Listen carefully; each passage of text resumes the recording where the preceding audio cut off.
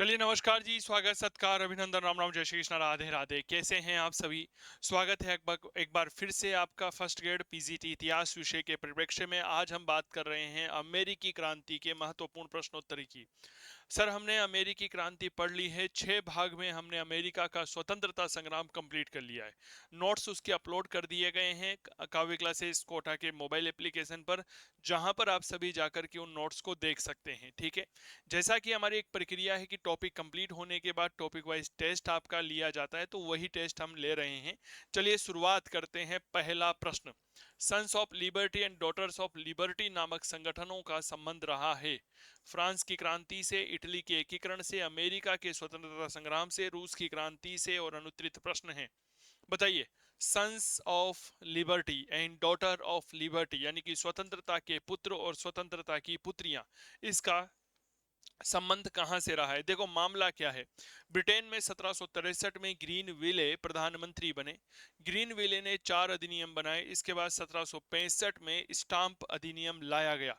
Stamp act क्या था कि जिसके अनुसार सभी प्रकार के न्यायिक और गैर न्यायिक जो करारनामे हैं या जो कागजात है, समाचार पत्र है, विज्ञापन है आदि पर स्टाम्प पेपर का प्रयोग करना अनिवार्य कर दिया गया। बेसिकली ये स्टाम्प पेपर जो था ना, यह ब्रिटिश सरकार के द्वारा ही तैयार किया जाता था। और आपको यह बात पता होगा, क्या बात पता होनी चाहिए, कि जब अगर हम आज भी किसी डाक विभाग से स्टाम्प पेपर खरीदते हैं ना, तो उसके लिए हमें पैसा देना पड़ता है। तो अमेरिका के नागरिक जो है ब्रिटेन से इस तरह का स्टाम्प खरीदा करते थे और इसके बदले में वह ब्रिटेन को पैसा देते थे। परिणाम स्वरूप इसी के विरोध में अमेरिका के स्वतंत्रता संग्राम में Sons of Liberty and Daughters of Liberty आया था। 1765 ईस्वी में क्या बनाया गया? तो भैया याद रखना जी, स्टाम्प एक्ट पारित किया गया। स्टाम्प एक्ट का जो विरोध किया गया, इसका मूल केंद्र बिंदु बोस्टन हुआ करता था। क्लियर हो गई। सन्स ऑफ लिबर्टी जो है वह गलियों में नारे लगाया करते थे, क्योंकि इसमें लड़के हुआ करते थे।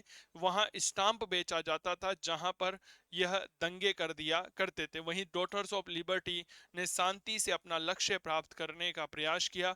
उन्होंने घरेलू उद्योगों में तीव्रता ला दी और अपने ही हिसाब से वह कपड़े का निर्माण करने लगी थी। तो सन्स ऑफ लिबर्टी और डॉटर्स ऑफ लिबर्टी का संबंध अमेरिकी स्वतंत्रता संग्राम से है। 1765 में स्टाम्प एक्ट लाया गया था। बताओ भाई, क्या ये बात क्लियर हो गई? चलिए जी, अगला प्रश्न देखिए। निम्नलिखित बुद्धिजीवियों में से अमेरिकी स्वतंत्रता संग्राम के संदर्भ में किसने कहा था कि या तो मुझे मृत्युदंड दे दो या स्वतंत्रता दे दो? Patrick Henry, Thomas Paine, James Otis, Samuel Adams. अनुत्तरित प्रश्न है, बताओ किसने यह बात कही थी कि या तो मुझे स्वतंत्रता दे दो या फिर मृत्युदंड दे दो? बताओ भाई, यह बात किसने कही थी कि या तो मुझे स्वतंत्रता दे दो या, मेरे प्यारे साथियों याद रखिएगा, मुझे मृत्युदंड दे दो? यह कथन पैट्रिक हेनरी का है। पैट्रिक हेनरी वर्जीनिया का रहने वाला था। 23 मार्च 1775 को जब रिचमंड में दूसरे वर्जीनिया कन्वेंशन का आयोजन किया गया, तो पैट्रिक हेनरी ने यह बात कही थी कि या तो मुझे स्वतंत्रता दे दो या मृत्यु दंड दे दो। पैट्रिक हेनरी कहाँ का रहने वाला था? याद रखना भैया, वर्जीनिया का रहने वाला था पैट्रिक हेनरी दिखता कैसा है? मैं बेसिकली प्रत्येक बात जो है ना, वह इमेज के साथ दिखाता हूं। यह है सर पैट्रिक हेनरी की तस्वीर, आप देख लीजिए।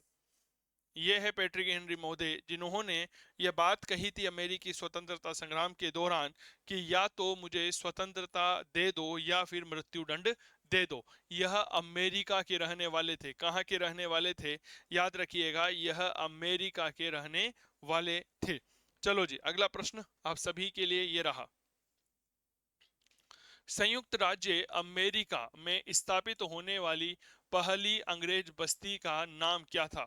संयुक्त राज्य अमेरिका में स्थापित होने वाली पहली अंग्रेज बस्ती न्यू जर्सी थी, न्यूयॉर्क थी, जॉर्जिया थी, जेम्स टाउन थी, या अनुत्तरित प्रश्न है? जवाब दीजिए।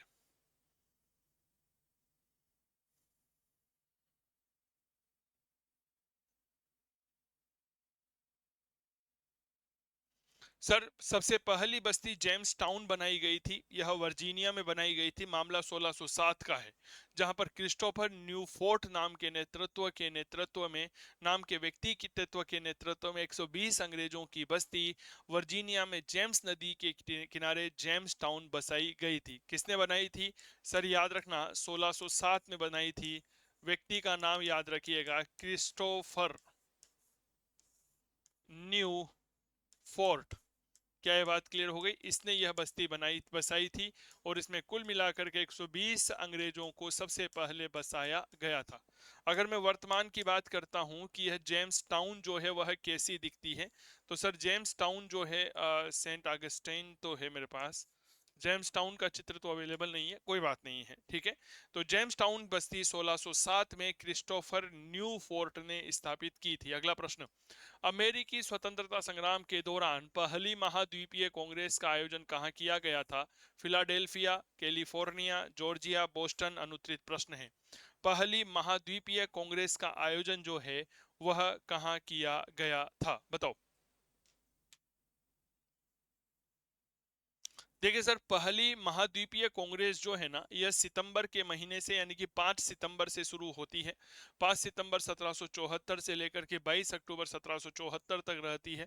इसमें कुल मिलाकर के 13 उपनिवेशों में से 12 उपनिवेशों के 56 प्रतिनिधियों ने भाग लिया था। एक उपनिवेश जिसने भाग नहीं लिया था उसका नाम जॉर्जिया था। क्लियर हो गई? तो याद रखिएगा, यह 5 सितंबर से लेकर के कहीं ना कहीं 22 अक्टूबर, तारीख याद रहेगी ना, याद रखना, 22 अक्टूबर 1774 को आयोजित की गई थी। आयोजित होने वाली जगह थी फिलाडेल्फिया। कौन सी जगह थी? याद रखिएगा जी, फिलाडेल्फिया थी। यहां पर आयोजित किया गया। 13 में से 12 उपनिवेशों के, कितने उपनिवेश थे? तो भैया याद रखना, 12 उपनिवेशों के, 12 उपनिवेशों के 56 प्रतिनिधियों ने भाग लिया था। प्रतिनिधियों ने भाग लिया था। प्रतिनिधियों ने भाग लिया। क्लियर हो गई? एकमात्र जो उपनिवेश नहीं आया था उसका नाम था जॉर्जिया। जॉर्जिया ने इसमें भाग नहीं लिया था। क्लियर हो गई? तो भाई साहब, यह फिलाडेल्फिया में आयोजित की गई थी। क्लियर हो गई क्या बात? हाँ या ना का जवाब दीजिए। कई सारे उपनिवेशों से अलग अलग प्रतिनिधि यहाँ पर भाग लेने के लिए आए थे। अगला, 18वीं शताब्दी में अमेरिका के अंग्रेज उपनिवेश शासित थे। स्थानीय असेंबली द्वारा, जिसे योग्य मतदाताओं के द्वारा निर्वाचित किया गया था। ब्रिटेन द्वारा प्रत्यक्ष सीमा सीधा शासन था। स्थानीय असेंबली द्वारा, जिसमें स्वतंत्र शासक थे। स्थानीय सामंत प्रमुख थे। अनुत्तरित प्रश्न है। 18वीं शताब्दी में जो अमेरिका के उपनिवेश थे यह शासित थे। इनके ऊपर किसका शासन हुआ करता था?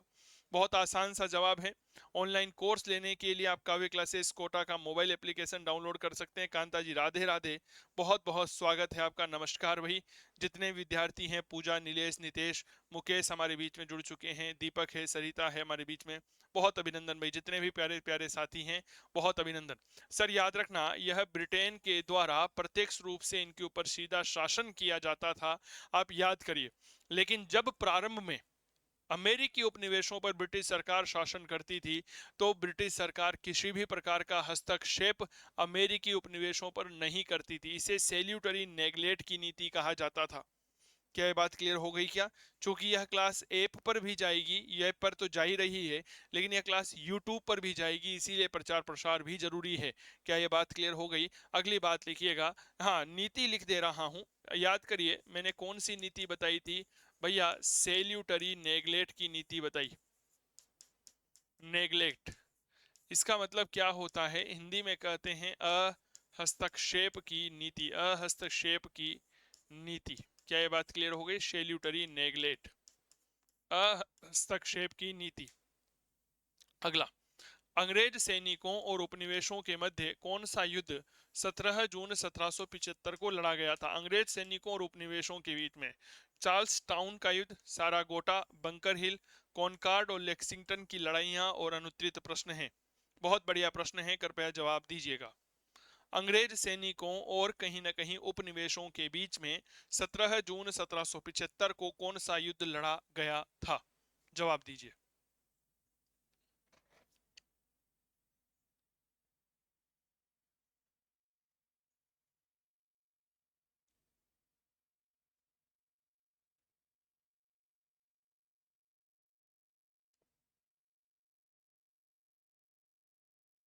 चलिए, सर याद रखना, यह मूल रूप से बंकर हिल का युद्ध था। देखो, मैसाचुसेट्स एक जगह आती है, आपको पता होगा, मैसाचुसेट्स। ठीक है, इस मैसाचुसेट्स में क्या बात है, याद रखना, एक निकट एक जगह आती है, नाम है बोस्टन। बहुत चर्चा का विषय रहेगा, थोड़ी देर बाद बताऊंगा। बोस्टन के निकट जो है वह आपके पहाड़ियां पड़ती है, जिन्हें हम चार्ल्स टाउन की पहाड़ियां कहते हैं। कौन सी पहाड़ियां कहते हैं? याद रखना, चार्ल्स टाउन की पहाड़ियां कहते हैं। चार्ल्स टाउन की पहाड़ियां। जब आप विश्व का भूगोल पढ़ते हो और उस विश्व के भूगोल में जब उत्तरी अमेरिका आप पढ़ते हो, तो वहां पर आपकी चार्ल्स टाउन की पहाड़ियां पढ़ते हैं। ठीक है, ये बात क्लियर हो गई। सर, चार्ल्स टाउन की पहाड़ियां हैं। इन चार्ल्स टाउन की पहाड़ियों में अंग्रेज सेनापतियों और उपनिवेशों के मध्य में बंकर हिल की लड़ाई हुई थी। क्या ये बात क्लियर हो गई? क्या हाँ या ना का जवाब दीजिए। जिसमें ब्रिटिश सेना जीत गई थी। चार्ल्स टाउन में कौन से युद्ध हुआ था? तो याद रखना, बंकल हिल का युद्ध हुआ था। छुटपुट एक झड़प टाइप हुई थी। इसे ही हम क्या कहते हैं जी? बंकर हिल का युद्ध कहते हैं। क्लियर हो गई क्या बात? चलिए जी, अगला प्रश्न देखिए। अमेरिकन क्रांति को प्रेरित करने वाली पुस्तक राइट ऑफ कॉलोनीज एग्जामिन्ड किसके द्वारा लिखी गई है? अमेरिकी क्रांति को मोटिवेट करने के लिए किताब लिखी गई है, राइट ऑफ कॉलोनीज एग्जामिन्ड। यह किसने लिखी है? Samuel Adams, Stephen Hopkins, James Otis, Patrick Henry. अनुत्तरित प्रश्न है, बताओ भाई। बहुत बढ़िया प्रश्न है, कृपया करके जवाब जरूर साझा करिएगा। एक प्रश्न है, अमेरिकन क्रांति को मोटिवेट करने के लिए जो है एक किताब लिखी गई है, राइट ऑफ कॉलोनीज एग्जामिन्ड। ठीक है सर, यह किताब जो है मूल रूप से ब्रिटिश संसद और उसके द्वारा लगाई गई करों की आलोचना के परिणाम स्वरूप लिखी गई थी, और इसको लिखने वाले थे स्टीफन हॉकिंस। ठीक है, यह कौन थे? यह अमेरिका के रहने वाले थे। कौन थे यह?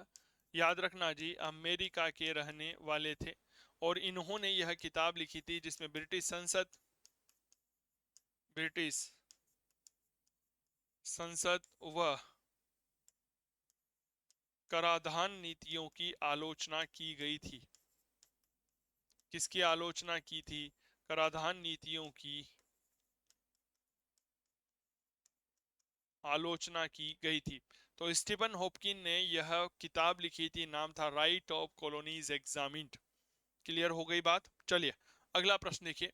कॉलोनी जिसने प्रथम महाद्वीपीय कांग्रेस में भाग नहीं लिया। अभी हमने बताया कि पहली महाद्वीपीय कांग्रेस, फर्स्ट कॉन्टिनेंटल कांग्रेस का आयोजन 5 सितंबर 1774 से लेकर 22 अक्टूबर 1774 को किया गया था। अमेरिका के 13 उपनिवेशों में से 12 उपनिवेश इसमें भाग लेते हैं, और इनके 56 प्रतिनिधि इसमें आते हैं। क्या ये बात क्लियर हो गई? तो सर, किसने भाग नहीं लिया था? मैरीलैंड ने, कनेक्टिकट, वर्जीनिया, जॉर्जिया। अनुत्तरित प्रश्न है, बताओ भाई। बहुत बढ़िया विचार है, बहुत बढ़िया प्रश्न है, कृपया जरूर जवाब साझा करिएगा। याद रखिएगा, जॉर्जिया ने भाग नहीं लिया था। क्लियर हो गई, जॉर्जिया ने भाग नहीं लिया था।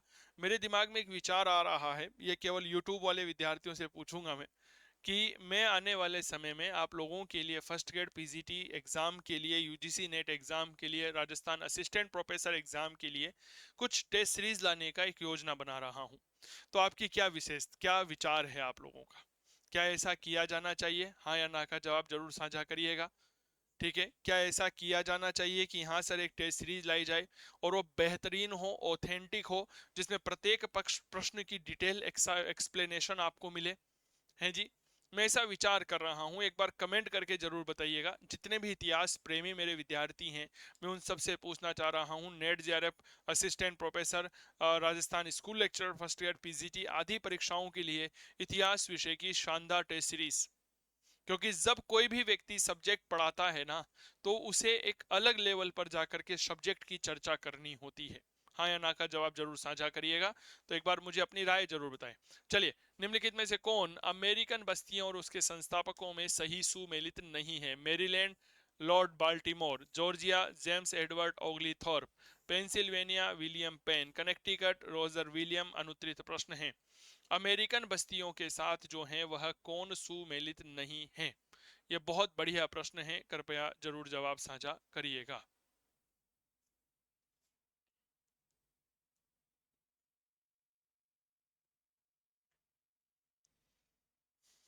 ठीक है, चलिए धन्यवाद आपका। हाँ, मैं यही विचार कर रहा था कि एक ये टेस्ट सीरीज जो है यूट्यूब पर भी लाई जाए।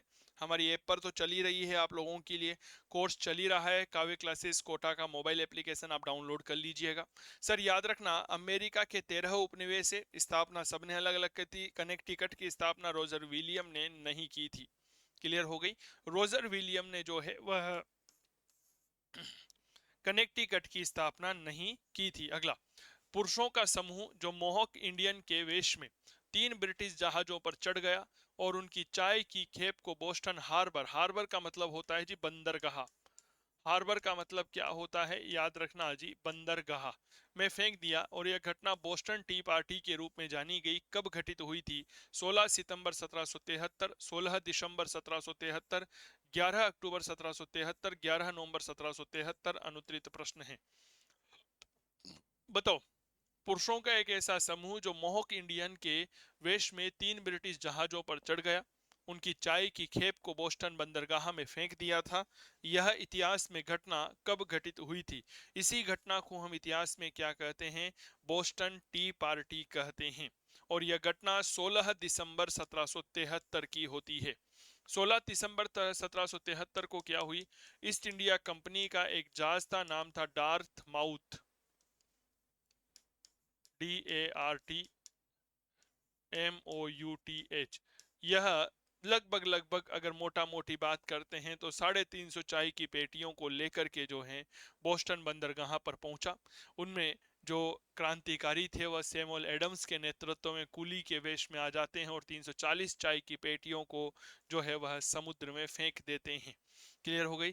3 जहाजों की चर्चा की जा रही है। पहला डार्थ माउट है, दूसरा द बीवर था और तीसरा एलिया नोर था। क्लियर हो गए। 3 जहाज थे, डार्थ माउथ हो गया, नंबर 2 द बीवर हो गया, ये जस्टिन बीवर का भाई है, जस्टिन तीतर, ये बात याद रखिएगा। और एक हो गया एलिया नोर, एलिया नोर। क्लियर। तो भाई साहब इन तीनों जहाजों में आए और नेतृत्व करने वाला व्यक्ति कौन था? सैमुअल एडम्स था। लगभग 340 चाय की पेटियों को जो है वह समुद्र में फेंक देता है। यह घटना मैं अगर आपको दिखाता हूं चित्रों के माध्यम से, ताकि घटनाएं जो है वह जीवित तो हो सके, तो वह इस तरह से होती है। देखिए, ये ब्रिटिश कंपनी का डार्थ माउथ नाम का एक पानी का एक जहाज है जो चाय की पेटियों को लेकर आया हुआ है। यहाँ पर अंग्रेज क्रांतिकारी सैनिक जहाज पर चढ़ गए और 3 से 40 चाय की पेटियों को इस तरह खोल करके समुद्र में उड़ेल दिया था, अटलांटिक महासागर में। अरे बताओ, क्लियर हो गई। यही घटना बोस्टन टी पार्टी कहलाती है, जो 16 दिसंबर 1773 को घटित हुई थी। ये देखो सर, इस तरह से ये हमारे अमेरिका के क्रांतिकारी सैनिक हैं। इनके हाथ में हथियार है, इन हथियारों के माध्यम से चाय की पेटियों को खोला जा रहा है और अब इन चाय की पेटियों को खोल करके इस तरह समुद्र में उड़ेल दिया जाएगा, खाली कर दिया जाएगा। यह मूल रूप से ब्रिटिश सरकार के लिए एक चेतावनी थी कि खबरदार, अगर हमारे खिलाफ किसी भी प्रकार के कानून बनाए तो हम इसी तरह आपके कानूनों की अवहेलना करेंगे और आपकी वस्तुओं को बर्बाद कर देंगे। क्या ये बात क्लियर हो गई? मैसाचुसेट्स का इस समय जो राज्यपाल था उसका नाम थॉमस हचिनसन हुआ करता था। क्लियर हो गई। यह घटना क्या कहलाती है? तो भैया यह घटना कहलाती है बोस्टन टी पार्टी। कब हुई थी? 16 दिसंबर सन 1773 को यह घटना घटित हुई थी। क्लियर हो गई क्या बात? यह हमने पढ़ी। और इस समय मैसाचुसेट्स का जो राज्यपाल था उसका नाम थॉमस हचिनसन था। क्लियर। चलिए जी, अगला, निम्नलिखित में से कौन सी पुस्तक थॉमस पेन के द्वारा नहीं लिखी गई है? The Rights of Man, the Age of Reason, Common Sense, Reflection on the Revolution in France. और अनुत्तरित प्रश्न है, थॉमस पेन अमेरिकी क्रांति का एक बहुत बड़ा बुद्धिजीवी कहा जाता है कि अमेरिकी क्रांति में लोगों को जागरूक करने का काम थॉमस पेन ने ही किया था।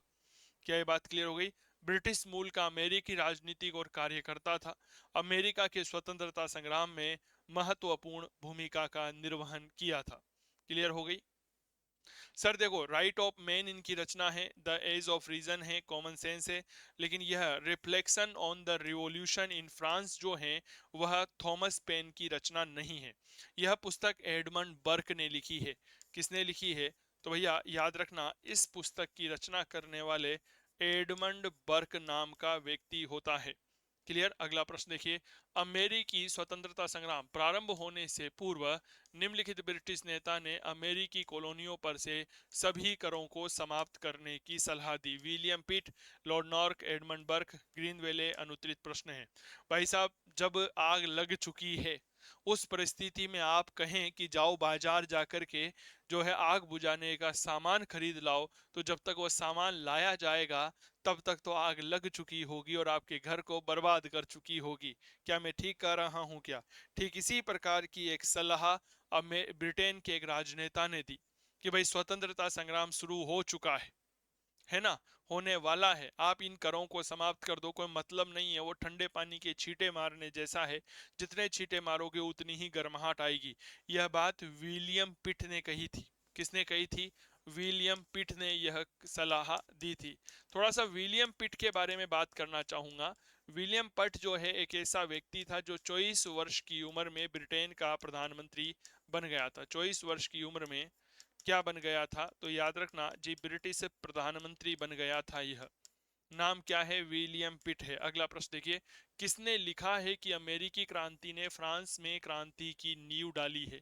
यह बात किसने कही है? क्या बात कही है कि अमेरिकी क्रांति ने फ्रांस में क्रांति की नींव डाली है? Benjamin Franklin, Arthur Young, Madame Campan, सेवेलियन डे पासी। अनुत्तरित प्रश्न है।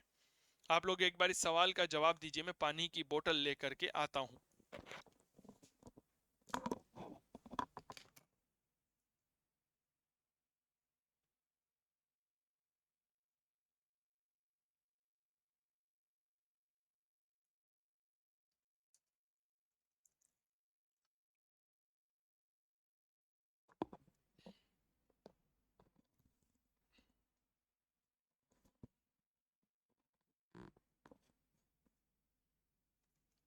चलिए, बहुत बढ़िया सवाल है, कृपया एक बार जरूर जवाब दीजिएगा। अमेरिकी क्रांति ने फ्रांस में क्रांति की नींव डाली, यह बात बेंजामिन फ्रैंकलिन के द्वारा कही गई थी। याद करिए, यह बेंजामिन फ्रैंकलिन वही व्यक्ति है जो कहीं ना कहीं फ्रांस जाता है फ्रांस की सरकार के साथ समझौता करने के लिए। क्या यह बात क्लियर हो गई? फाइनली यह समझौता कर लेता है, लगभग लगभग 1748 ईस्वी के आसपास की बात है, सॉरी 1778 ईस्वी के आसपास की बात है। और बाद में फ्रांस इस बेंजामिन फ्रैंकलिन के कहने पर ही अमेरिका की मदद करने के लिए आगे आता है और फ्रांस अपने सशक्त अपने सबसे सशक्त सेनापति लाफायते को भेजता है। क्या यह बात क्लियर हो गई? हाँ या ना का जवाब दीजिएगा। तो बेंजामिन फ्रैंकलिन है। फ्रांस और अमेरिका में समझौता कब हुआ था? फ्रांस और अमेरिका में समझौता कब हुआ था? भैया, यह समझौता 1778 में हुआ था। चलिए, 1765 ईस्वी का क्वार्टनिंग अधिनियम क्या होता है? अमेरिकी बस्तियों को ब्रिटिश सेना पर किए गए व्यय के एक हिस्से का भुगतान करने के लिए बाध्य किया गया। अमेरिकन बस्तियों को केवल ब्रिटिश जहाजों के माध्यम से व्यापार करने के लिए मजबूर किया गया। अमेरिकन बस्तियों की कागजी मुद्रा को प्रतिबंधित कर दिया गया। अन्य देशों से रम के आयात पर प्रतिबंध लगा दिया गया। अनुत्तरित प्रश्न है। 1765 ईस्वी का क्वार्टनिंग अधिनियम जो है वह क्या है? बताओ।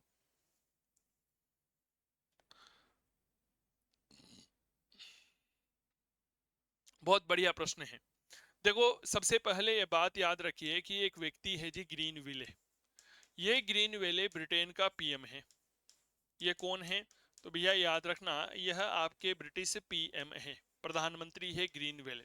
बड़ा खतरनाक आदमी है। 1763 में ब्रिटेन का प्रधानमंत्री बना। जैसे ही प्रधानमंत्री बना, इसने 4 कर लगाए। सबसे पहला एक कर पालित किया जिसे मोलिसेज एक्ट कहते हैं, उसे ही हम शुगर एक्ट के नाम से जानते हैं। शुगर एक्ट मूल रूप से 1764 में लाया गया था। क्लियर हो गई सर? इसके बाद 1764 में ही करेंसी अधिनियम लाया गया। करेंसी अधिनियम लाया गया, एक करेंसी एक्ट लाया गया 1764 में ही। 1765 में यह भाई 2 कानून लेकर आया। पहला कानून लेकर आया जिसे हम कहते हैं स्टाम्प एक्ट, जिसका पूरे आ, अमेरिका में विरोध किया गया। और दूसरा अधिनियम लाया गया क्वार्टरिंग अधिनियम। तो पहला कानून लेकर आया 1765 में जिसे हम स्टाम्प एक्ट कहते हैं 1765 में। और एक अधिनियम लाया गया जिसे हम कहते हैं क्वार्टरनिंग अधिनियम, क्वार्टरनिंग अधिनियम या क्वार्टरनिंग एक्ट कहते हैं, यह 1765 में आया। सबसे पहले शुगर एक्ट क्या है? शुगर एक्ट के तहत कहा गया कि अमेरिका के जितने भी उपनिवेश है वह सारे उपनिवेश केवल और केवल ब्रिटेन से ही रम का आयात करेंगे। ब्रिटिश जो मुद्रा है वही मुद्रा अमेरिका में चलेगी। अमेरिका के उपनिवेशों को किसी भी प्रकार की मुद्रा छापने का अधिकार नहीं होगा। डेट्स कॉल्ड करेंसी अधिनियम। स्टाम्प एक्ट क्या है? जितने भी प्रकार के इकरारनामे हैं, समाचार पत्र हैं, उन पर एक स्टाम्प लगाना अनिवार्य कर दिया। और एक क्वार्टरिंग अधिनियम है जो कहता है कि अमेरिकी बस्तियों में जो ब्रिटिश सेना है इस पर किए गए व्यय का एक भुगतान करने के लिए उपनिवेशों को बाध्य किया गया। ग्रीन वेले ने अमेरिका में नियंत्रण स्थापित करने के लिए 10,000 की एक सेना बनाने का निर्णय लिया था। उसका यह मानना था कि इस 10,000 की सेना पर हम जितना खर्च करेंगे उस खर्च का 1/3 व्यय अमेरिका देगा। और अमेरिका कैसे देगा? क्वार्टरिंग अधिनियम के माध्यम से देगा। क्लियर हो गई क्या बात? बताइए।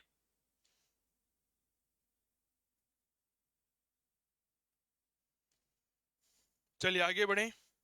तो ये बात याद रखना, इसी को हम क्या कहते हैं जी? क्वार्टरिंग अधिनियम कहते हैं। ठीक है, तो अमेरिकन बस्तियों को ब्रिटिश सेना पर किए गए व्यय के एक हिस्से का भुगतान करने के लिए बाध्य किया गया। राइट्स ऑफ मैन, एक मानव के अधिकार, किसने लिखी थी? स्पेंसर, जेसमिल, थॉमस पेन, मार्क्स ने लिखी। अनुत्तरित प्रश्न है, बताओ भाई, राइट ऑफ मैन किसने लिखी है?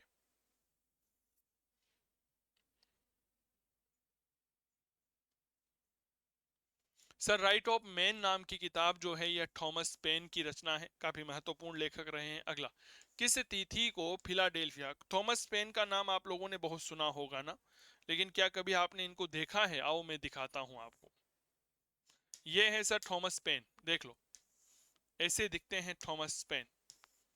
ठीक है, ये है थॉमस पेन जिन्होंने right of man, common sense जैसी बाहरी किताबों की रचना की है। क्लियर? चलिए जी, बहुत बढ़िया। अगला प्रश्न देखिए, किस तिथि को फिलाडेल्फिया में एकत्र प्रतिनिधियों ने स्वतंत्रता की घोषणा का अनुमोदन किया था? 4 जुलाई 1776, 24 जून 1776, 24 जुलाई 1776, 4 जून 1776। अनुत्तरित प्रश्न। सर, इसे हम स्वतंत्रता का घोषणा पत्र भी कहते हैं। ठीक है, थॉमस जेफरसन के नेतृत्व में समिति बनाई गई थी, उसी ने इस स्वतंत्रता की घोषणा का अनुमोदन किया था। यह घटना है मेरे दोस्त, याद रखिएगा, 4 जुलाई 1776 की है। इसीलिए अगर आपको पता हो तो जो 4 जुलाई की तारीख है, इस 4 जुलाई की तारीख को हम क्या मनाते हैं? अमेरिका का स्वतंत्रता दिवस मनाते हैं। अमेरिका का स्वतंत्रता दिवस मनाते हैं सर। कब मनाते हैं जी? 4 जुलाई को मनाते हैं। तो 4 जुलाई 1776 को फिलाडेल्फिया में पहला सम्मेलन हुआ। और इसी समय जो है 4 जुलाई को ही क्या आयोजित किया गया था? सॉरी, माफी चाहूंगा, पहला सम्मेलन नहीं था। 4 जुलाई जो है, 4 जुलाई जो है, इस 4 जुलाई को अमेरिका में जो है वह स्वतंत्रता की घोषणा की गई। 4 जुलाई 1776 की वह घटना है। क्लियर? चलिए, लिख लिया, आगे बढ़ो भाई साहब। अमेरिका के स्वतंत्रता संग्राम से संबंधित अधोलिखित घटनाओं पर विचार कीजिए। यॉर्कटाउन में ब्रिटिश जहाज, ब्रिटिशों की पराजय, बोस्टन टी पार्टी, महाद्वीपीय कांग्रेस, बोस्टन नरसंहार। उपयुक्त घटनाओं का उचित कालक्रम क्या होगा? 1 4 2 3, 1 2 3 4, 1 2 4 3, 4 2 3 1। अनुत्तरित प्रश्न है, जवाब दीजिए। यहाँ पर कुछ घटनाएं घटित हुई और इन घटनाओं का कालक्रम आपको सजाना पड़ेगा। कई बार ये सवाल आप लोगों के पूछ लिया जाता है। इसीलिए मैं अपने अक्सर विद्यार्थियों को कहता हूं कि भैया विश्व इतिहास में आप क्या किया करो, सबसे लास्ट में इस तरह से एक चार्ट बनाएं। इस चार्ट में सबसे पहले तो आप दिनांक लिख लो, और दिनांक लिख करके यहाँ पर लिख लीजिए घटना।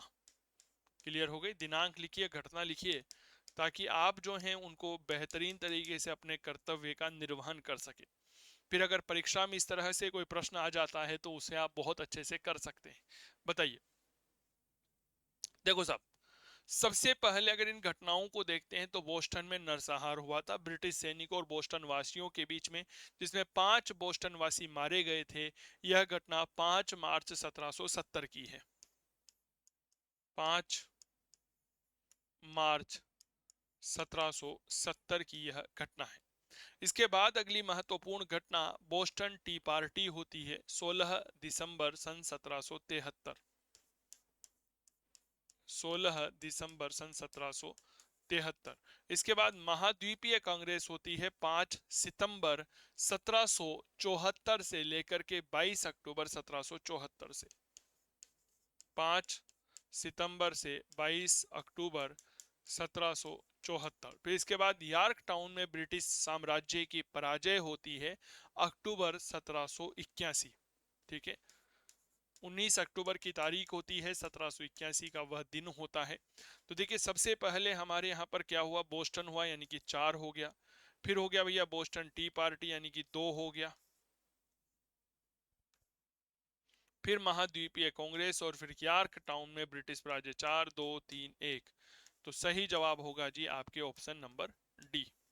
क्लियर हो गया, ऑप्शन नंबर डी। तो इसे हम क्या कहते हैं जी, हमारे अमेरिका की क्रांति के रूप में, महत्वपूर्ण घटनाओं के रूप में इंगित करते। क्लियर हो गई। अच्छा, ये काम आप कर लोगे ना, जितने ऐप में इस समय विद्यार्थी देख रहे हैं सभी हाँ या ना का जवाब दीजिए। थंबनेल करिए आप, थंब करिए, थंबनेल नहीं थंब करिए कि हाँ सर हम इस तरह का एक चार्ट बना लेंगे। ठीक है ना, हमारे विश्व इतिहास में ऐप में जो है। अच्छा एक बात और सुनो, जो विद्यार्थी इस क्लास को यूट्यूब पर देखेंगे ना, उनके मन में एक विचार आ रहा होगा कि सर हमने जो क्लासें लेंगे फिर उनका क्या होगा। अरे मेरे वीर योद्धाओं, मेरी वीरांगनाओं, मेरे मास्टरों, मेरी मास्टरनियों, जो क्लासेज हो चुकी है ना वह आपको रिकॉर्डेड फॉर्मेट में मिल जाएगी। क्लियर हो गई। और जो चलेगी वह लाइव आप देख ही सकते हो, तो फिर घटना किस बात की आप आराम से कर सकते हो। बाकी देखो, अगर किसी भी प्रकार की कोई तनाव वाली स्थिति आती है ना कि सर हमें सपोर्ट चाहिए, तो मेरे दोस्त 24x7 मेरा मोबाइल नंबर आप लोगों के लिए 24 घंटे चालू है। हमारी हेल्पलाइन 24 घंटे चालू है। आप कभी भी कॉल या मैसेज कर सकते हैं। Dates call 8802 060952। ठीक है ना, आप इस पर हमें कभी भी संपर्क करके बात कर सकते हो। कभी अगर बाई चांस मैं आपका कॉल नहीं उठा पाता हूं तो घबराने की आवश्यकता नहीं है, आप मुझे बाद में भी मैसेज कर सकते हैं। मैं जब भी फ्री होऊंगा आपको कॉल बैक कर लूंगा। तो ये हमारी हेल्पलाइन है। आप हमारा कोर्स कहाँ से ले सकते हो, तो याद रखिएगा, आप डाउनलोड करेंगे काव्य क्लासेस कोटा का मोबाइल एप्लीकेशन। ठीक है, काव्य क्लासेस कोटा का मोबाइल एप्लीकेशन जो है वह MOBILE मोबाइल ऐप आप डाउनलोड करेंगे और आप यह कोर्स परचेज कर लेंगे। क्लियर हो गई। संपर्क सूत्र के लिए आप 8802060952 का प्रयोग करें। और अगर आप जैसे टेस्ट सीरीज वगैरह लेना चाहते हैं, इंडिविजुअल कोर्स लेना चाहते हैं, तो आप चंदू सर की क्लास मोबाइल एप्लीकेशन का डाउनलोड करेंगे। क्लियर हो गई। चलिए जी, अगला प्रश्न। एक प्रश्न है आप सभी के लिए कि अमेरिगो वेस्पूची नामक नाविक ने किस देश की खोज की थी। इटली, अमेरिका, इंग्लैंड, रूस और अनुत्तरित प्रश्न है। अमेरिगो वेस्पूची, भाई साहब आपने इसका नाम बहुत सुना होगा। यह है सर अमेरिगो वेस्पूची। देख लो, इसी अमेरिगो वेस्पूची के नाम पर अमेरिका का नाम जो है वह क्या रखा गया था, याद रखिएगा, वह रखा गया था अमेरिका। ठीक है, अमेरिगो वेस्पूची के नाम पर ही लिखा गया था अमेरिका। इसकी जो रचना होती है उसे हम अमेरिकन्स कहते हैं। इसकी रचना क्या है, तो याद रखना इसकी रचना होती है अमेरिकन्स। और इसी के नाम पर इसे क्या नाम दिया गया था, अमेरिका दिया गया था। क्लियर हो गई। एक जर्मन भूगोलवेत्ता था, ये बात याद रखना। इस नए महाद्वीप का नाम अमेरिगो के नाम पर अमेरिका रखा गया। ठीक है, एक जर्मन भूगोलवेत्ता ने, ठीक है, उसने यह नाम रखा था। मुरू के स्पेन की महारानी इसाबेला ने इसे भेजा था। यह बात थोड़ा सा याद रखना। आगे बढ़े, अगला प्रश्न। निम्नलिखित में से कौन अमेरिका की स्वतंत्रता की घोषणा की मसौदा तैयार करने वाली समिति का सदस्य नहीं था। George Washington, Sherman, Jefferson, Franklin और अनुत्तरित प्रश्न। अभी मैंने कहा, क्या कहा कि सर 4 जुलाई 1776 को, तारीख याद रखना भैया, 4 जुलाई 1776 को अमेरिकी स्वतंत्रता का घोषणा पत्र तैयार किया गया। एक 5 सदस्यीय समिति थी, वह 5 सदस्यीय क्या थी, समिति थी जिसने यह मसौदा तैयार किया था, इसमें कौन शामिल नहीं था, बताओ। देखो भाई साहब, सबसे पहले सुनिएगा, जो थॉमस जेफरसन था वह इसके अध्यक्ष थे।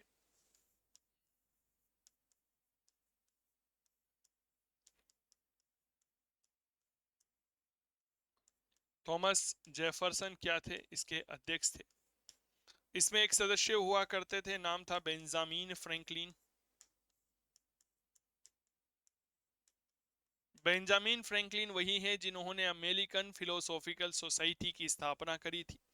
रॉबर्ट सरमन, लिविंगस्टोन, ठीक है, इसके अलावा जॉन एडम्स, ठीक है, जॉन एडम्स, ठीक है, यह भी इसमें सदस्य हुआ करते थे, जॉन एडम्स, ठीक है। तो लिविंग स्टोन हो गया, सरमन हो गया, जॉन एडम्स हो गया, बेंजामिन फ्रैंकलिन हो गया, ये सदस्य थे। जॉर्ज वॉशिंगटन का नाम इसमें नहीं आता है, ठीक है। जॉर्ज वॉशिंगटन कौन है, तो भैया याद रखना, अमेरिका में जो महाद्वीपीय सेना बनाई गई थी जिसे हम कॉन्टिनेंटल आर्मी कहते हैं, उसके यह सेनापति थे। अमेरिका में जब नई सरकार बनी तो उस नई सरकार में पहले राष्ट्रपति का पद जो है वह किसे दिया गया था, जॉर्ज वॉशिंगटन को ही दिया गया था। जॉर्ज वॉशिंगटन को इनकी धैर्य निष्ठा के कारण रेफेवियस कहा जाता है। रेफेवियस का तात्पर्य होता है एक ऐसा सेनापति जो युद्ध को लंबा खींचता है और अपने शत्रु को थका करके पराजित कर देता है, उसे रेफेवियस कहा जाता है, ठीक है। तो जॉर्ज वॉशिंगटन याद रखिएगा। तीन बातें, सबसे पहली बात, महाद्वीपीय महाद्वीपीय सेना के सेनापति थे सर, यह क्लियर हो गई। इसके अलावा अगर मैं बात करूं तो यह अमेरिका के पहले राष्ट्रपति हैं,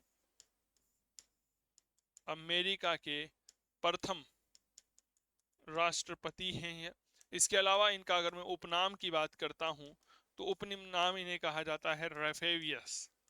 रेफेवियस, रेफेवियस क्यों कहा जाता है, तो भाई साहब ये कहा जाता है इनकी धैर्य निष्ठता की वजह से। एक ऐसा सेनापति जो युद्ध को लंबा खींचता है और शत्रु को थका करके हरा देता है, यही तो एक सफल सेनापति की भी निशानी होती है। जीवन, स्वतंत्रता, सुखानुकरण, ठीक है। जीवन, स्वतंत्रता और सुखानुकरण किसका तथ्य है, अमेरिकी स्वतंत्रता की घोषणा पत्र का, सोवियत नागरिकों के अधिकार, यूनाइटेड स्टेट्स का संविधान, भारत के संविधान की उद्देशिका और अनुत्तरित प्रश्न है, बताओ साहब।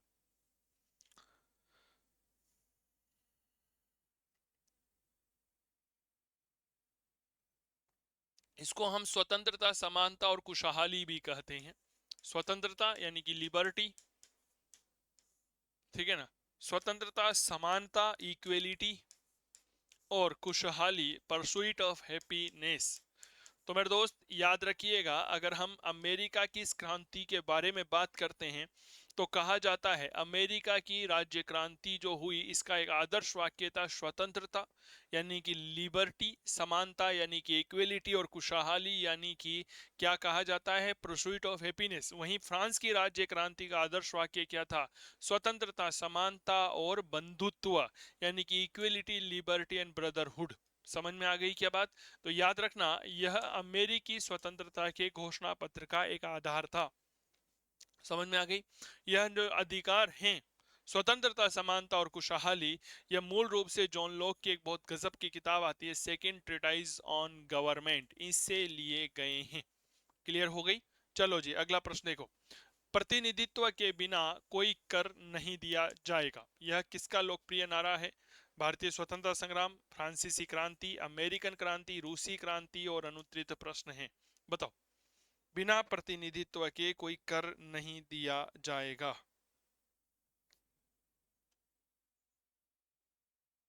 बताओ सर।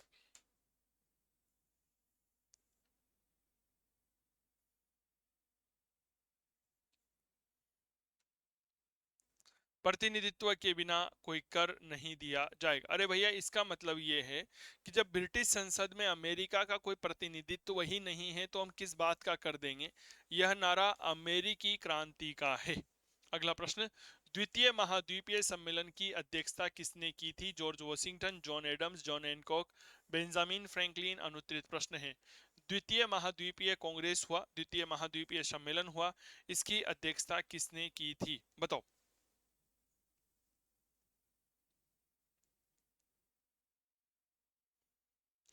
दस मई 1775 को द्वितीय 10 मई 1775 को द्वितीय महाद्वीपीय सम्मेलन का आयोजन फिलाडेल्फिया में किया गया था।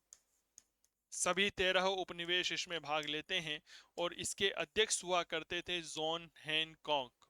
क्लियर हो गई ये बात, याद रखना। इसी में कहीं ना कहीं मेरे दोस्त एक महत्वपूर्ण घटना घटित हुई। घटना क्या हुई कि जो स्वतंत्रता की घोषणा पत्र था उसको प्रस्तुत किया गया। मेरे दोस्त न्यूयॉर्क को छोड़ करके सभी उपनिवेशों ने अपना समर्थन दिया था। इसकी भी चर्चा करूंगा आगे की क्लास में। अमेरिकी स्वतंत्रता की घोषणा कब हुई थी? 10 जुलाई 1776 को हुई थी। 14 जुलाई 1776, 4 जुलाई 1773, उपरोक्त में से कोई नहीं और अनुत्तरित प्रश्न है। बताओ, अमेरिका की स्वतंत्रता की जो घोषणा है, the declaration of freedom of America, यह कब हुई थी? बहुत बढ़िया प्रश्न है। याद करिए, मैंने कहा अभी कि इसमें से 5 महत्वपूर्ण लोग थे। पहला व्यक्ति का नाम आता है आपके थॉमस जेफरसन जो अध्यक्ष थे। इसके अलावा शर्मन आता है, लिविंगस्टोन आता है, बेंजामिन फ्रैंकलिन आता है, जॉन एडम्स आता है। क्लियर हो गई। इन्होंने अमेरिका की स्वतंत्रता के घोषणा पत्र का मसौदा तैयार किया था।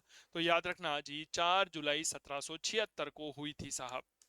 क्लियर हो गई। थॉमस जेफरसन की अध्यक्षता में 5 सदस्यीय एक आयोग तैयार किया गया था। कैसी लग रही है वे क्लास? मजा आ रहा है ना? विश्व इतिहास सर, मेरा एक उद्देश्य होता है कि जो अमेरिका की क्रांति मैंने आप लोगों को पढ़ाई है वह सारी की सारी अमेरिका की क्रांति जो है, यह 50 60 या 70 मिनट की जो ये क्लास होती है एमसीक्यू की, इसमें पूरी हो जाए। मेरी बात बहुत अच्छे से समझने की कोशिश करिएगा। इसीलिए मुझे याद किया जाता है। आप लोगों का प्रेम और स्नेह जो है वह इसी तरह बना रहे और आप करते रहें इतिहास की बात चंदू जैन के साथ। चलिए जी, अगला प्रश्न देखिए। अमेरिकी क्रांति के समय ब्रिटेन का राजा कौन था? ग्रीनवेले, रॉकिंगम, लॉर्ड नॉर्थ, जॉर्ज तृतीय, अनुत्तरित प्रश्न है। कल ही बताया था सर, जब अमेरिकी क्रांति हुई इस समय ब्रिटेन का प्रधानमंत्री लॉर्ड नॉर्थ हुआ करता था। क्या हुआ करता था? लॉर्ड नॉर्थ हुआ करता था। जबकि अगर मैं सम्राट की बात करता हूं तो याद रखना, जेट्स कॉल जॉर्ज तृतीय। क्लियर हो गई। अमेरिका के स्वतंत्रता संग्राम को जॉर्ज तृतीय का निजी युद्ध कहा जाता है।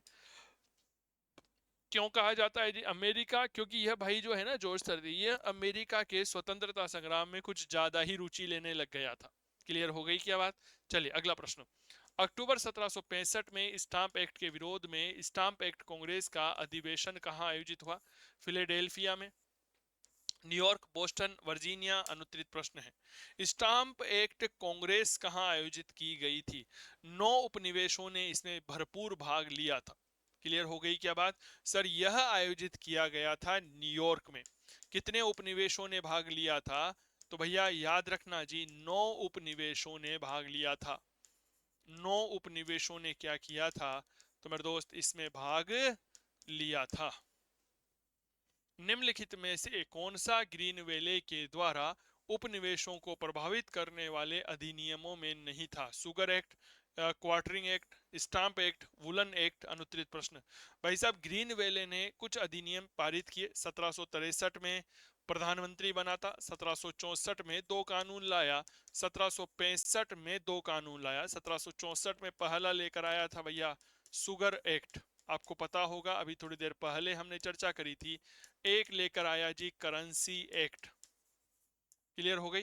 1765 में 2 लेकर आया। एक का नाम था स्टाम्प एक्ट और एक का नाम था क्वार्टरिंग अधिनियम या क्वार्टरिंग एक्ट। तो भैया ऊलन एक्ट, यानी कि जो आपके क्या बोलते हैं ऊन का अधिनियम जो है, वह यह लेकर के नहीं आया था। क्लियर हो गई क्या बात? तो ये चीजें थोड़ा सा याद रखा। 1765 में ग्रीनवेले ने त्याग पत्र दे दिया था। ठीक है। और इसके बाद रॉकिंगम जो है वह ब्रिटेन का अगला प्रधानमंत्री बना था, जिसने इस स्टाम्प कानून को रद्द कर दिया था। क्लियर हो गई। करेंसी कानून के बारे में मैंने आपको पहले ही बता दिया कि करेंसी कानून जो है यह क्या होती है। इस कानून के तहत अमेरिकन उपनिवेश जो हैं उनमें दूसरे देशों के साथ प्रचलित जो हुंडी थी या जो कागजी मुद्रा थी उन पर रोक लगा दी गई और कहा गया कि भैया केवल और केवल अंग्रेजी मुद्रा का ही प्रयोग करना। यह तो तानाशाही हो गई। टाउनशेंड की कर योजना, वित्त मंत्री था भाई साहब टाउनशेंड, इनमें कौन सा शामिल नहीं है? रंग, सीरा, चाय, कागज, अनुत्तरित प्रश्न है, बताओ टाउनशेंड की कर योजना में क्या शामिल नहीं होता है, बताओ। देखो, रॉकिंगम, सबसे पहले तो ये बात याद रखिएगा, ठीक है? लिखो, पहले तो इसको जवाब दीजिए।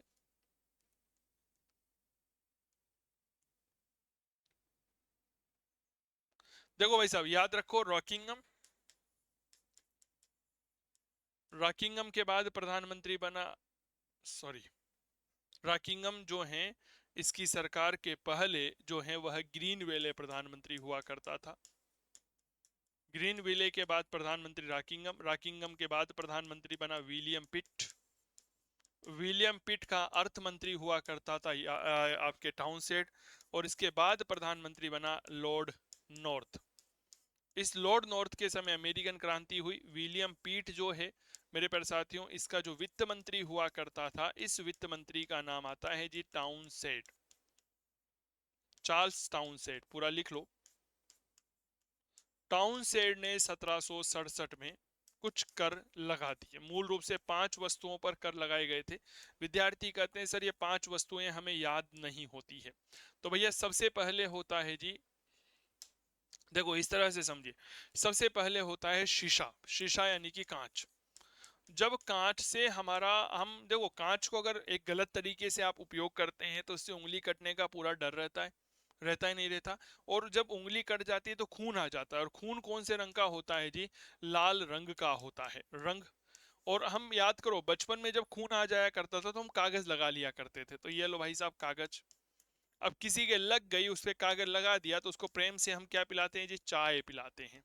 चाय पिला करके उसको 2-5 रुपए दे करके, यानी कि धातु के सिक्के दे करके क्या रवाना कर देते हैं जी? उसको रवाना कर देते हैं। तो टाउनशेंड ने 1767 में, माफी चाहूंगा 1767 में 5 वस्तुओं पर कर लगाया था। 1767 में क्या लगाया? 5 वस्तुओं पर कर लगाया, जिसमें आपके शीरा शामिल नहीं था। रंग था, चाय था, कागज था, धातु था। इसके अलावा, धातु के अलावा एक बात और याद रखना, यह आपके शीशा था। क्लियर हो गई क्या बात? चलो जी अगला प्रश्न देखो। अच्छा, एक में विद्यार्थी बोलते हैं सर थोड़ा सैंपल वैम्पल दिखाया करो हमें। तो देखो ये सैंपल है जी, जैसे अमेरिकी क्रांति है, अमेरिकी क्रांति का पार्ट 2 है जो आपके सामने है। वर्जीनिया के बाद क्या हुआ? Sons of Liberty Stamp Act Congress, अभी थोड़ी देर पहले हमने बात की थी कि न्यूयॉर्क में आयोजित की गई थी।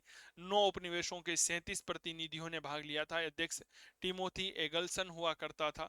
इसी सम्मेलन में जेम्स ओटिस को जो है सम्मेलन की आत्मा कहा गया। नारा दिया जेम्स ओटिस ने, प्रतिनिधित्व के बिना कर नहीं दिया जाएगा। रोकिंगम सरकार, डिक्लेमेटरी अधिनियम, विलियम पिट, चार्ल्स टाउनशेंड की कर योजना। 1767 में 5 वस्तुओं पर कर लगाए, सीसा, रंग, कागज, चाय और धातु, अभी बताए ना मैंने। और इसके बाद अमेरिका में विरोध, बोस्टन की हमने घटना देखी 5 मार्च 1770। अमेरिकी क्रांति का तात्कालीन कारण, लॉर्ड नॉर्थ अगला प्रधानमंत्री बनता है जिसने चाय पर फिर से कर लगा दिया था। इसके बाद बोस्टन टी पार्टी, मैंने बताया बोस्टन में जो डिक्लेमेटरी अधिनियम था उसके बारे में चर्चा करें। इंटॉलरेबल अधिनियम है। महाद्वीपीय कांग्रेस है, हमने फिरतम फिलाडेल्फिया कांग्रेस की चर्चा करी जो 5 सितंबर को हुई, दूसरी 10 मई को हुई, तीसरा जून 1776 में हुई थी। पहली जो है 5 सितंबर को 1774 को हुई थी, जॉर्जिया को छोड़ करके 12 उपनिवेशों ने भाग लिया। लेक्सिंगटन हत्याकांड 19 अप्रैल 1775 को है। द्वितीय महाद्वीपीय कांग्रेस जो है 10 मई 1775 को हुई। फिलाडेल्फिया में इसका अध्यक्ष जो है जॉन हैनकॉक था, है ना। ओलिव ब्रांच पिटीशन जो है ये बात हमने लिखी, जॉन एडम्स लिखी। 4 मई को स्वतंत्र दिवस लिखा, जॉर्ज वॉशिंगटन के नेतृत्व में महाद्वीपीय सेना। ब्रिटिश सम्राट जॉर्ज तृतीय ने विद्रोही घोषित कर दिया। अमेरिकी स्वतंत्रता संग्राम हुआ। तृतीय महाद्वीपीय कांग्रेस बाल्टीमोर में हुआ था। अमेरिकी स्वतंत्रता का घोषणा पत्र 4 जुलाई 1776, इसीलिए 4 जुलाई को अमेरिकी स्वतंत्रता दिवस। इसका प्रारूप तैयार किया 5 सदस्य थे, Thomas Jefferson, Benjamin Franklin. American Philosophical Society की स्थापना करी, John Adams Adams, George Sherman और रॉबर्ट आर लिविंगस्टोन। अमेरिकी क्रांति के घोषणा पत्र के 4 मूल आधार समानता, स्वतंत्रता और खुशहाली। क्लियर हो गई क्या बात? अमेरिकी स्वतंत्रता संग्राम की कुछ प्रमुख घटनाएं, बंकर हिल का युद्ध, सारगोटा का युद्ध है। ये सारी घटनाएं भाई साहब हमने बताई। वर्जीनिया यॉर्क टाउन का युद्ध पड़ा, पेरिस की संधि हुई, इसमें क्या क्या प्रावधान किया गया, अमेरिका का संविधान क्या है इसके बारे में हमने आपको बताया, और किस प्रकार अमेरिकी स्वतंत्रता संग्राम में जॉर्ज वॉशिंगटन का महत्वपूर्ण योगदान रहा। भाई साहब ऐसे ही नहीं पढ़ाता हूं, ये बात याद रखना। ऑप्शनल सब्जेक्ट हर कोई नहीं पढ़ा सकता। इतिहास पढ़ाते हुए आज 8 साल हो गए हैं मुझे। मेरी खुद की इतिहास की किताब चलती है सन 2013 से। क्या ये बात क्लियर हो गई? इसके अलावा अभी पीएचडी कर रहा हूं आरयू से। तो मेरे प्यारे साथियों, आप सभी के लिए यह शानदार अवसर है कि आप आज ही हमारा ऑनलाइन कोर्स काव्य क्लासेस कोटा का लीजिए, क्योंकि हमारे यहाँ भीड़ भाड़ नहीं है। बच्चे के साथ न्याय किया जाता है और वो पढ़ाया जाता है जो उसकी परीक्षा में आता है। समझ में आ गई क्या बात? तो देरी किस बात की, आज ही लीजिएगा काव्य क्लासेस कोटा के मोबाइल एप्लीकेशन से हमारा ऑनलाइन कोर्स। ये देखो सब, काव्य क्लासेस कोटा के मोबाइल एप्लीकेशन को डाउनलोड करिए और हमारा इतिहास विषय का जो द्वितीय प्रश्न पत्र चल रहा है इसका लाभ आप उठा सकते हैं। सभी पीजीटी भर्ती परीक्षाओं के लिए उपयोगी है। Live class, sir doubt clearing session, topic wise test है, प्रिंटेबल नोट्स मिलते हैं पीडीएफ फॉर्मेट में, डाउनलोड करके प्रिंट ले सकते हो। कंप्लीट कोर्स है, टाइम बाउंड है, यूजफुल है सभी पीजीटी भर्ती परीक्षाओं के लिए। साथ ही आप इस कोर्स को कितनी भी बार देख सकते हैं, अनलिमिटेड एक्सेस है। ये नहीं है कि एक बार देख लिया। सर सभी पीजीटी के लिए उपयोगी है, केवीएस ले लो, एनवीएस ले लो, इसके अलावा डी ट्रिपल एस बी के लिए आप ले सकते हैं, मध्य प्रदेश के लिए ले लो, छत्तीसगढ़ के लिए ले लीजिए, यूपी के लिए ले लीजिए, उत्तराखंड के लिए ले लीजिए, इसके अलावा बिहार के लिए आप देख सकते हैं, झारखंड के लिए आप देख लीजिए, हरियाणा में पीजीटी होने वाली है इसके लिए देख लीजिए, आरपीएससी के लिए तो यह रामबाण है ही सही। तो फिर मेरे दोस्त देरी किस बात की, आज ही आप इस कोर्स का लाभ उठाइए। किसी भी प्रकार की समस्या के लिए आप सीधा हेल्पलाइन नंबर 8802060952 पर आप हमसे संपर्क कर सकते हैं। क्लियर हो गई क्या बात? सर इसी तरह की जबरदस्त क्लासेस यूट्यूब पर भी लेकर आता रहता हूं। अभी क्लास कंप्लीट नहीं हुई है तो आप हमारे यूट्यूब चैनल को सब्सक्राइब करना मत भूलिएगा, ठीक है ना, क्योंकि उसको पैसा नहीं लगता है जी। चैनल ऐसा सब्सक्राइब करिए ना जो आपके फायदे का हो। क्या मैं ठीक कर रहा हूं क्या? चैनल ऐसा ज्वाइन करिए जहां पर शिक्षक गुणवत्ता युक्त हो, वरना आजकल तो जो है भाई साहब शिक्षकों की और लेखकों की बाढ़ आई हुई है। क्या मैं ठीक कर रहा हूं? आ जाओ जी अगला प्रश्न। अमेरिकी क्रांति के समय अमेरिकन का ब्रिटिश से युद्ध में निम्नलिखित में से किस देश ने प्रत्यक्ष रूप में भाग नहीं लिया था? France, Spain, Holland, Sweden. अनुत्तरित प्रश्न है, बताओ भाई।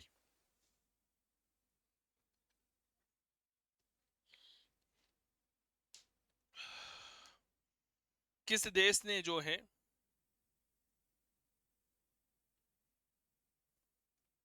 भाग नहीं लिया था? देखो भाई साहब, अमेरिका में सबसे पहले भाग लेने वाला देश था फ्रांस। बेंजामिन फ्रैंकलिन जो है वह फ्रांस जाता है। 1777 में फ्रांस की सरकार के साथ समझौता कर लेता है, तो फ्रांस 1778 में जो है अमेरिका का सहयोग देने के लिए राजी हो जाता है। फ्रांस को देखा देखी स्पेन भी कहता है जी मूवी आ रही हूँ भाई साहब, रुक जाइए पाछे पाछे। तो 1779 में ये आ गया। ओ भाई साहब, जब बड़े बड़े देश आ गया तो हमारा बेचारा हॉलैंड मना थोड़ी करेगा, इसने बोला जी मैं भी आ, लेकिन स्वीडन नहीं आयो भाई। स्वीडन जो है ना ये कतई नहीं आया, जना सो भी नहीं आयो कि भाई हाँ मुंह आ जाऊं ना, भाई बिल्कुल भी नहीं आया। रूस, डेनमार्क, पुर्तगाल, स्वीडन ने भी हथियार बंद तटस्थता की संघ की स्थापना करी थी 1780 में। तो एक नाम याद रखना, रूस, डेनमार्क, ये वह देश है मेरे दोस्त जो अपने आप को तटस्थ रखना चाहते थे। इसके अलावा एक नाम याद रखना पुर्तगाल, और एक नाम याद रखना स्वीडन। इन्होंने एक अलग संघ बनाया, कब बनाया? 1780 में, और इस संघ का नाम आता है हथियारबंद